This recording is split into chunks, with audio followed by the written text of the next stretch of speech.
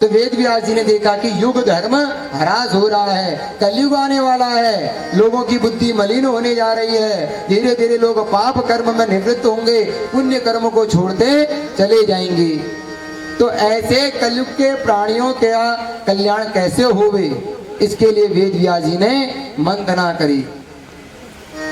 तो एक ओमकार से 4 वेदों की रचना करी और 4 वेदों के बाद पंचम वेद महाभारत बनाया और फिर उसके बाद 17-18 उपपुराण और 17 महापुराणों की रचना कर डाली।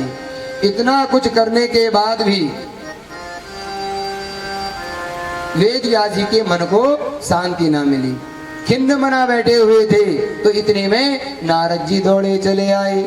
नारद जी ने जैसे ही देखा कि महाराज कि वेद व्यास जी ने इतने पुराण लिखने के बाद भी उदास क्यों बैठे हैं, पूछा तो कहते महाराज देखो मैंने एक ओमकार से 4 वेद, पंचम वेद महाभारत, 18 उपपुराण और 17 महापुराण लिख डाले, तो भी मेरे चित्त को शांति नहीं मिल रही है। फिर भी कहीं ना कहीं ऐसा लग रहा है कुछ ना कुछ अधूरा रह गया है। नारद जी बोल पड़े, आप वेद व्यास जी आपने लिखा सब कुछ, लेकिन एक चीज आपसे भी भूल हो गई। बोले क्या?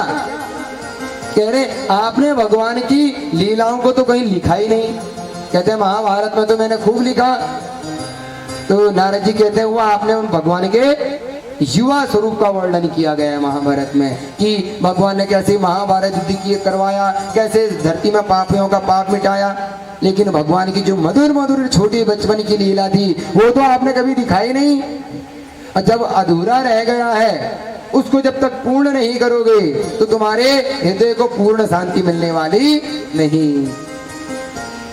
तो अभी वेद व्यास जी को श्री नारद जी ने चतुश्लोकी भागवत का बोध कराया और वेद व्यास जी ने उस चतुश्लोकी भागवत का पाठन किया, नेत्र बंद किए और ध्यान लगा के बोलते चले गए। गणेश जी आए, लिखते चले गए। देखते देखते इस दिव्य वैष्णवों की संहिता, परमहंसों की संहिता रचकर तैयार हो गई। बोले श्रीमद् भागवत महापुराण की, भक्तवत्सल भगवान की।